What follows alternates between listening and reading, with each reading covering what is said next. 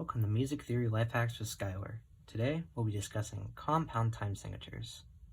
I'm hoping that this lesson will help you understand how compound time signatures work and also give you some sight reading tips and just help you get a better general understanding of these really complicated concepts that inspire fear in people when they see them. So let's just jump right in. So every compound time signature has a simple equivalent. Now, what does that mean?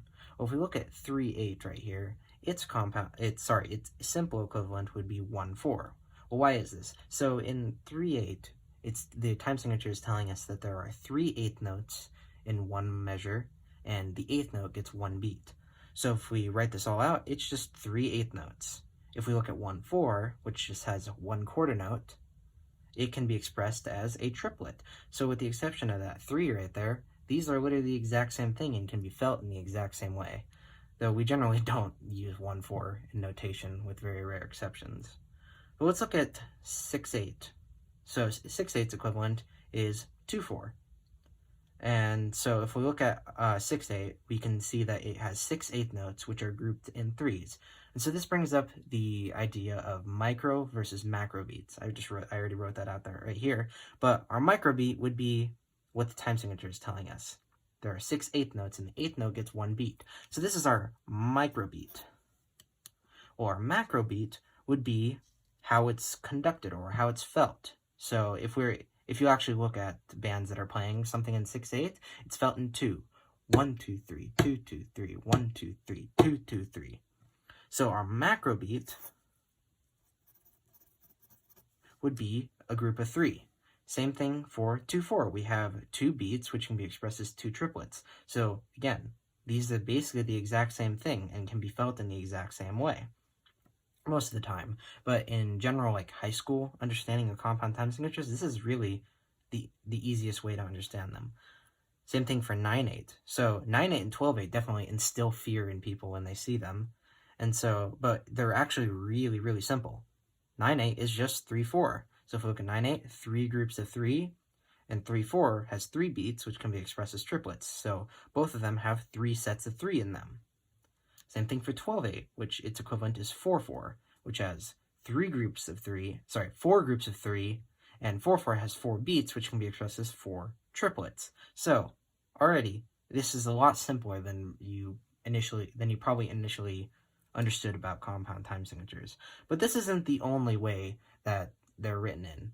They're not just written in 8th note patterns, or as we'll discuss later, 16th note patterns. They can also be written in more, I guess, quirky ways.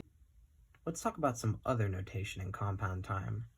So, piggybacking off that idea that 8th notes in compound time are the same thing as 8th note triplets in simple time, you could also say that quarter notes in compound time are the same thing as quarter note triplets in simple time. So if we take this bar of 6/8, which is 3 quarter notes, that's literally the same thing as a quarter note triplet in 2/4. Pretty simple, right? Let's talk about this dotted 16th note rhythm.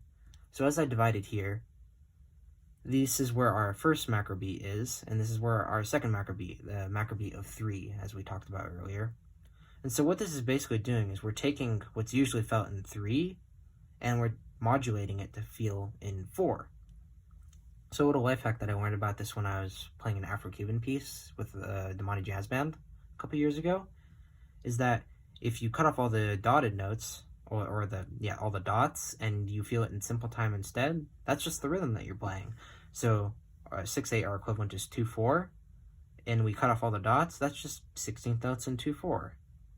This is what's called a hemiola, where we're feeling one pulse and we're modulating it to feel in another pulse. And so 3 and 4 are definitely, that's why we have compound and simple time, is because they're felt in very different ways. But this hemiola is basically modulating it so that we're feeling that 3 and 4 instead. Same idea with this is what's called a duplet. I divided it again so that we have our first macro beat and our second macro beat. And so we're taking that usual triplet pulse, and now we're feeling it in 2. And so if you were to write this in 2/4, this would just literally be 8th notes in 2/4, or this is how they would usually be beamed, but for the sake of matching it, this is how it would just look in 2/4. So the last tip I want to leave you with is to familiarize yourself with triplet patterns, and I'll be leaving a link in the description to my next video where I'm going to be showing different triplet patterns, 16th note triplet patterns, and showing and clapping through them with you and giving you some tips on each of them and just helping you familiarize yourself, because I think that's the most efficient way to read compound time signatures, is to know what they look like so that they don't come as a shock to you when you're actually reading them. So let's try some practice on this exercise that I wrote out. So if I recite reading this and I saw this in a piece or something, I would want to divide these all into groups of 3. So we have 1, 2, 3, 4, 5, 6, 7, 8, 9. And we have that hemiola that I was talking about before, so this would just be 16th notes in simple time. So that's just 1 beat. Same thing here. This is just 1 beat, and this, since our equivalent in 3/8 is 1/4, this is just a beat of 16th notes. So this is just our beat.